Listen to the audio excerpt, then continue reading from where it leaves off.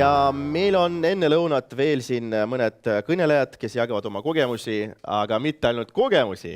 Nagu te näete juba, meie ees on siin Torvi Kotkas, Haridus- ja Teadusministeeriumi noorte ja andepoliitika osakonna huvihariduse valdkonna juht, kellel on täna peale ettekannet on veel üks üllatus, nii et võtame vastu.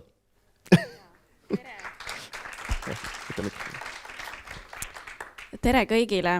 Mul on äärmiselt hea meel Haridus- ja Teadusministeeriumi poole pealt siin üritusel osaleda, eriti veel sellises vahvas kohas nagu Narvas. Tunnistan, see on esimene kord minul siin olla, aga seda suurem rõõm on täna teie ees olla.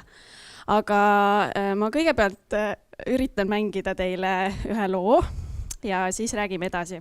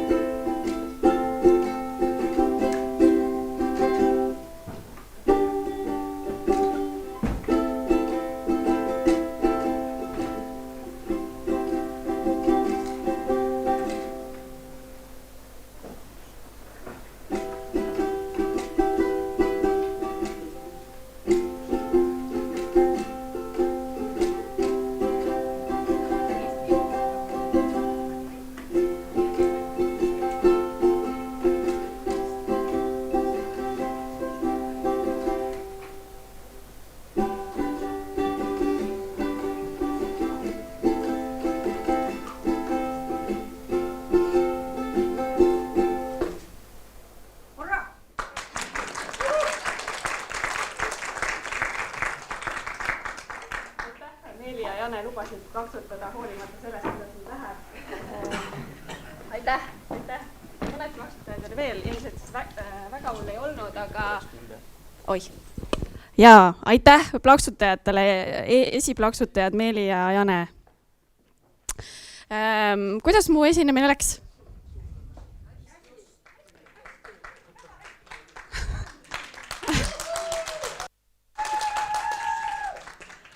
Ei, te pidite ütlema, et see oli üsna kehv.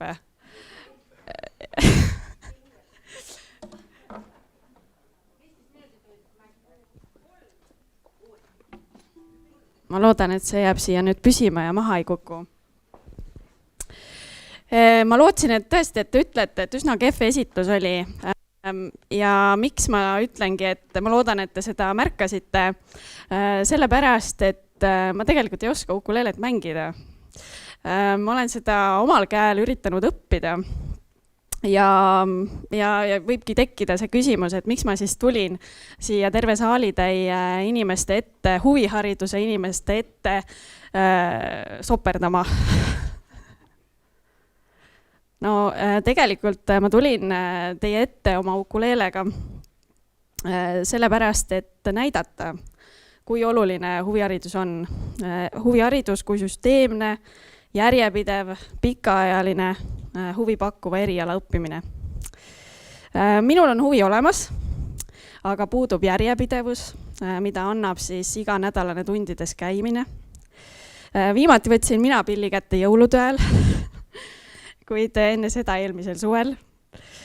Mul puudub süsteemsus, mul on kodus üks ukuleele õpik, Ukulele for Dummies, ehk siis ukuleele lollidele. Ja ma alustasin sellega päris algusest, algab see raamat siis sõrmitsemise õpetamisest ja kordidest, aga kärsitu nagu ma olen, siis ma tahtsin väga mõnda lugu juba õppida, mis tähendab seda, et tegelikult mul ei ole tehnika selge. Ja muidugi mul ei ole tegelikult ju juhendajat, mis on kõige olulisem, sest juhendaja, professionaalne juhendaja oskaks minu ukuleele õpet suunata sinna suunas, et ta arvestaks minu huvidega, et ta arvestaks minu võimetega ja muidugi ka tooks minuni selle loogilise õppimise järjestuse.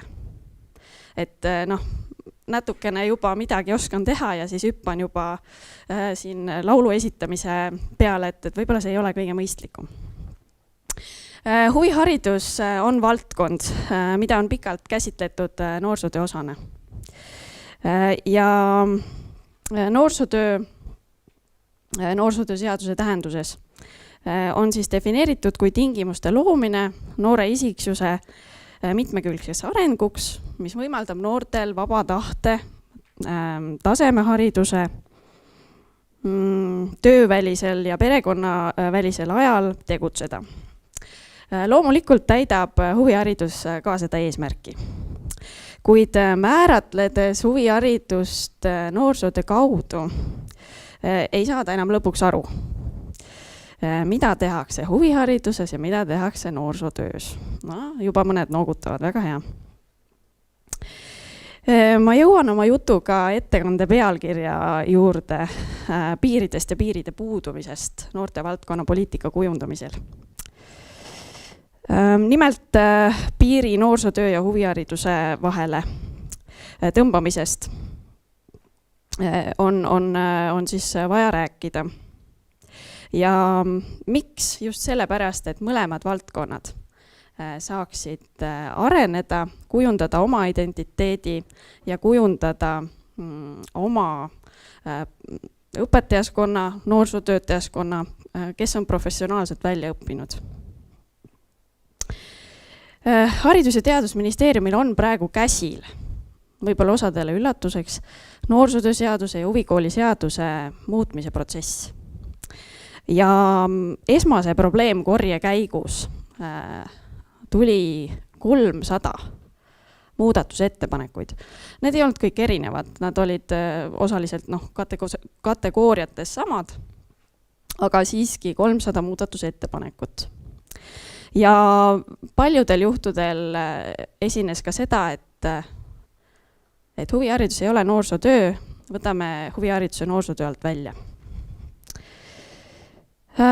Seda vajadust on tähele pandud ja aktsepteeritud. Me tõepoolest liigume sinna suunas, et need kaks valdkonda eraldada. Aga siinjuures ma lahustan kohe ka järgmise piiri. Noorsootöö ja huviharidus, nagu ka üldharidus, kannavad ühte ja sama tuumväärtust. Indiviidi õppimise ja tegevuste keskmesse asetamist ja õpikeskkonna kujundamist indiviidi jaoks. Nüüdisaegne õpikäsitlus on haridussüsteemi osade, see tähendab üldhariduse, huvihariduse ja noorsootöö ülene. Ja siin tuleb küll kõik meetmed käiku võtta, et need piirid lahustada.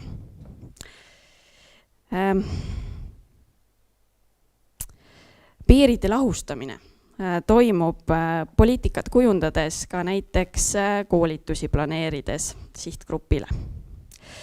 Euroopa Sotsiaalfondi toel on algamas uus periood, mil koolitusi planeerides on arvestatud kõigi sihtgruppide vajadustega. Sealhulgas ka noortevaldkonna töötajate vajadustega. Ja seda just põhjendusega, et muutused mõjutavad meid kõiki ja nendega tegelema peame sarnaselt kõik. Ma toon siia sellise näite, et meie kultuuriruum muutub järjest mitmekesisemaks ja uusi inimesi tuleb ka meile juurde ja neil ei pruugi olla sama kultuuriruum, mistõttu ka meie peame kohanema ja mõne sammu lähemale astuma. Et me saaksime, nagu Ülle Madisega ütles, ühiskonnana hästi toimida. Hetkel on meie haridussüsteem justkui eraldi osadest koosnev, et meil on üldharidus, siis meil on noorsootöö ja siis meil on huviharidus. Organiseerimata viisi õppimiseks me tihti haridussüsteemi osana ei kohta. Lõiming, juba varasemalt mitmel korral mainitud teema, formaalse ja mitteformaalse õppe vahel ja tulevikus ka informaalse õppe vahel aitab kaasa sellele, et haridussüsteem oleks tervik, võimaldades aktsepteerida, et õppimine ei toimu ainult 4 seina vahel, ainult kindlaks määratud institutsioonides. Aga siin eelpool oli ka kõnelejatel mõttes küsimus, et mis asi see lõiming siis on? Kas on üks inimene, kes julgeks defineerida või pakkuda oma definitsiooni lõimingule? Ma mõtlen just formaalse ja mitteformaalse õppelõimingule.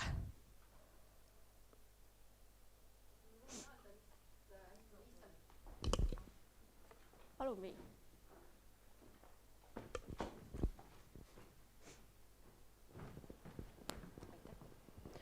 Ma julgeks öelda sellise lihtsa lause, et huvi või ütleme mitteformaalne haridus on arvestatud formaalõppes, et see põhilõiming on selles, et õpitulemused, mis saadakse huvihariduses näiteks, on siis arvestatud üldhariduse süsteemi sees. Et see on nagu selline üldine võib-olla lihtne lauseke. Aitäh, Jane.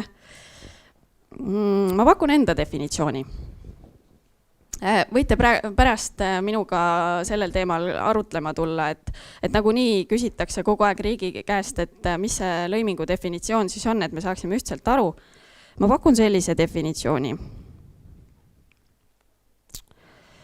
Lõiming formaalse ja mitteformaalse õppe vahel on indiviidi õpitee kujunemiseks tingimuste loomine kõiki haridussüsteemi osi kaasavalt. Vot sellise lõimingu eelduseks on taaskord nüüdisaegse õpikäsitluse teiste sõnadega siis õppijakeskse lähenemise omaks võtt kõigis haridussüsteemi osades ehk siis haridussüsteemis tervikuna. 2021. aastal algas Euroopa Komisjoni rahastatud projekt noorte edu toetuseks võimekus lõimida mitteformaalses õppes omandatud formaalharidusega. Projekt on praeguseks jõudnud piloteerimise faasi. Mis see tähendab? Et see tähendabki seda, et koosloomes sidusgruppidega on välja töötatud kirjeldused, mida erinevad lõimingu osapooled siis tegema peaksid selleks, et lõimingut saaks teha. Siin on oma roll mängida riigil, kohalikul omavalitsusel, üldhariduskoolidel ja ka mitteformaalse õppe pakkujatel ehk siis huvikoolidel, erahuvikoolidel, noorsootööasutustel. Et kõigil on oma roll. Ja õpitee kujundamiseks tingimuste loomine, see on nagu kaardimaja.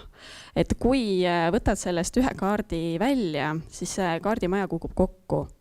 Mis tähendabki seda, et siin on hästi oluline rõhutada koostöö vajadust erinevate institutsioonide vahel, aga loomulikult esmatähtis, et need inimesed, kes nendes institutsioonides töötavad, oleksid valmis koostööd tegema, sest majad omavahel ei räägi, inimesed räägivad. Ma eeldan, et siinseski saalis on neid inimesi, kes ütlevad, et aga koostöö eelduseks on sarnased tingimused, sarnane kohtlemine. Ma võtan järjekordse riski, esimene oli siis ukulele mängimine. Ja tõstatan selle palgatoetuse teema. Et nüüdseks juba mitmeid kuid noortevaldkonna palgatoetuse mudeli väljatöötamisega tegelenuna. Me püüame liikuda selles suunas, et riik toetaks vähemalt osaliselt noortevaldkonna töötajate palkade ja sotsiaalsete garantiide tagamisega. Neid praegu ei ole.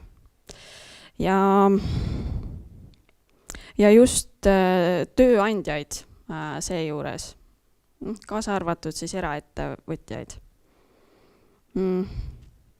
Ma küsin ka siin sellise retoorilise küsimuse, et kui riik tuleb appi palgatoetusega, siis kas teenuse pakkujatena me oleme valmis selleks, et tagada kvaliteetsed teenused. Ja kvaliteedist rääkides me ei saa üle ega ümber huvihariduse õpetaja kvalifikatsiooni teemast. Et nagu te teate või kui veel ei tea, siis noorsootöötajatel ega huvihariduse õpetajatel ei ole kehtestatud kvalifikatsiooninõudeid, nagu on õpetajatel. Ja kriitilisemad saalis viibijad kohe mõtlevad, et oot, aga meil ju ei olegi mingit kutset võimalik taotleda, et huvihariduse kontekstis, et huvihariduse õpetaja kutset ju ei ole. Huviala valdkondade katusorganisatsioonidega, kelle esindajaid ma siin ka näen. Ikkagi koostöös me oleme tuvastanud, et õpetaja kutsestandard kirjeldab üsna hästi ka huvihariduse õpetaja tööd, selleks vajalikke kompetentse ja erinevus on üsna selline kosmeetiline. Seetõttu see sobiks ka paljudele huvihariduse õpetajatele. Aga siinjuures ma isegi kutsuks üles kõiki huvihariduse õpetajaid, kellel veel ei ole mingisugust kutset taotletud, et taotlege vähemalt õpetajakutse.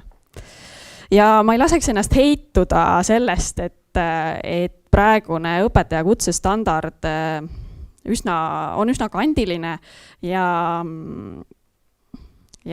kui sa taotled õpetaja tase 6, siis sa justkui oled ainult lasteaiaõpetaja ja kui sa taset 7 või 8 tahad taotleda, siis sa oled üldhariduse kooliõpetaja. Koostöös jällegi huviala valdkondade katusorganisatsioonidega meil on ettevalmistamisel avaldus kutsekojale, et avada õpetaja kutsestandard ja kohandada seda niimoodi, et see sobiks ka huvihariduse õpetajatele ja kaotada ära selline naljakas jaotus, mis ei võimalda karjääriredelil või kutsesüsteemi kohandada nagu karjääri loogikat silmas pidades ja et saaks ka võib-olla 5. taseme õpetajakutse juurde tekitada, et ka paljudel huvikoolide õpetajatel, kellel ei ole bakalaureuse või magistrikraadi, oleks vähemalt võimalik näidata, tõendada oma pädevust õpetajana siis kutsesüsteemi kaudu.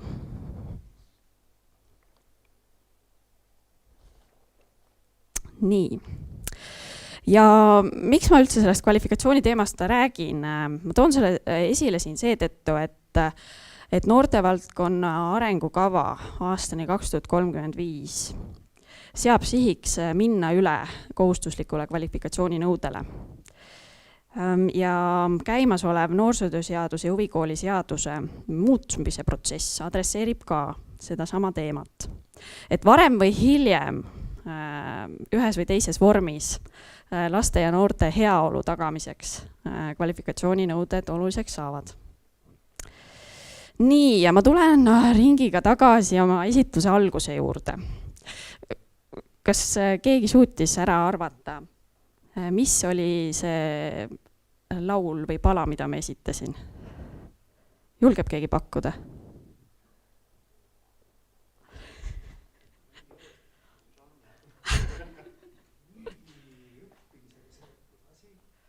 No nii, vaatame, mis siit tuleb. Pakkuge veel.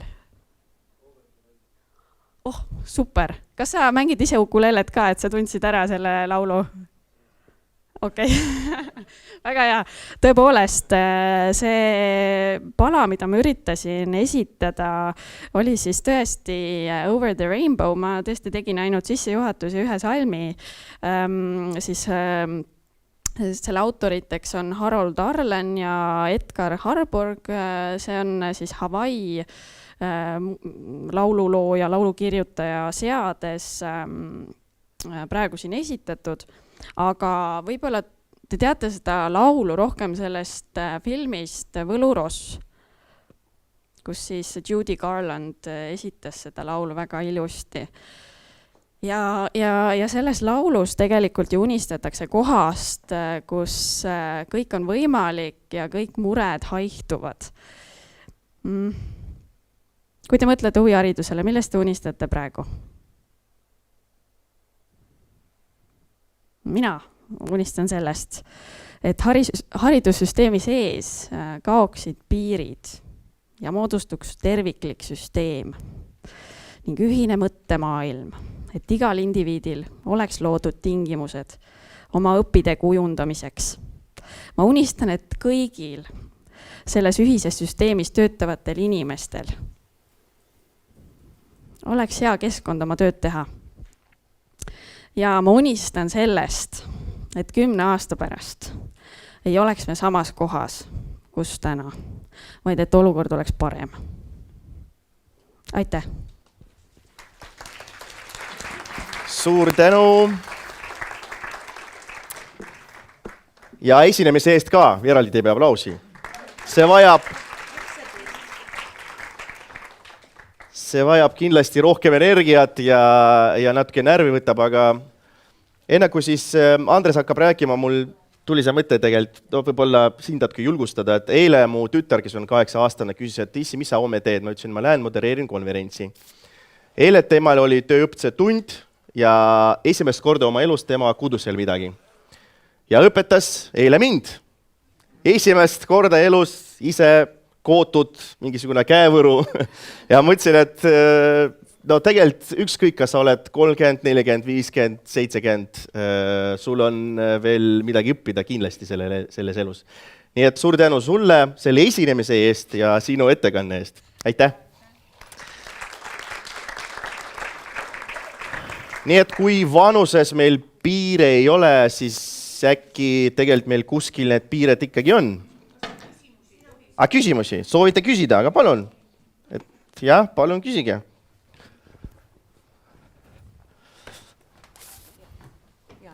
Soovin küsida küll, sest kui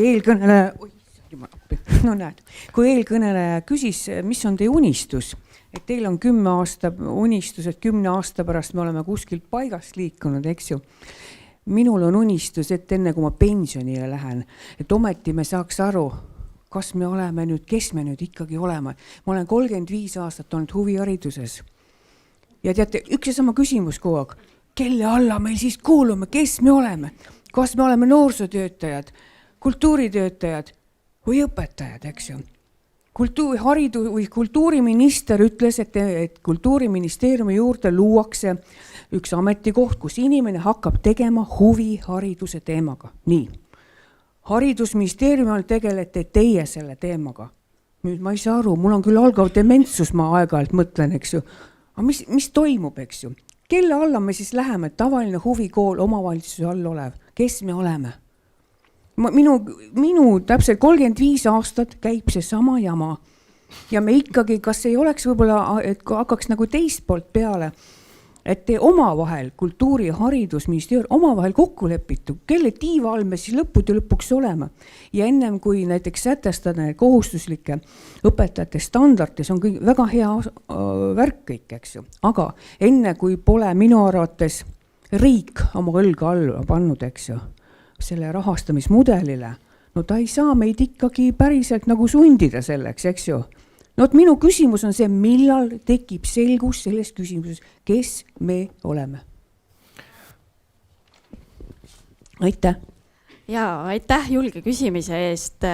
Täpsustan siin kohal, et noortevaldkonna poliitika kujundamine on Haridus- ja Teadusministeeriumi ülesanne. Kõik teised ministeeriumid on seal toetavas rollis.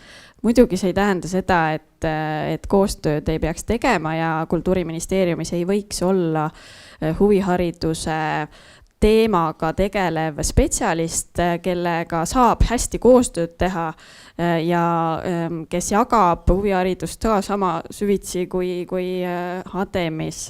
Sellega nüüd on hakatud võib-olla natuke rohkem tegelema. No, minu kartus on muidugi see, kui riik tõesti paneb oma õla alla mingisuguses osas, kas te ei hakka seda nüüd igaüks seda tekki nagu iseenda peale kiskuma ja me jääme jälle sealt tekist välja või tekijalt välja, tead, no, et see on, teil oleks vaja omal vahel kõigepealt need asjad paika saada. Jaa, õnneks palgatoetuse mudeli väljatöötamise töörühmas on nii Haridus-Teadusministeeriumi töötajad kui ka Kultuuriministeeriumi töötajad. Ja meie omavaheline koostöö toimib väga hästi, et Aga kes me siis ikka oleme? ma ei tea, kes te olete, öelge ise. Sellele küsimusele me proovimegi täna No me siis ka ei vastata tea, selle me konverentsi selles raames mõttes vähemalt. Me ka ei tea. Okay. Kes te olla tahate? Me tahaks olla Teil on valik. õpetajad. Me tahaks olla õpetajad. Aga olge. Aga kes teid keelab? Meil on täna veel Olge. tulemas paneeldiskussioon, et see on Okay. hea küsimused arutada, nii et Okay. aga jah, suur tänu.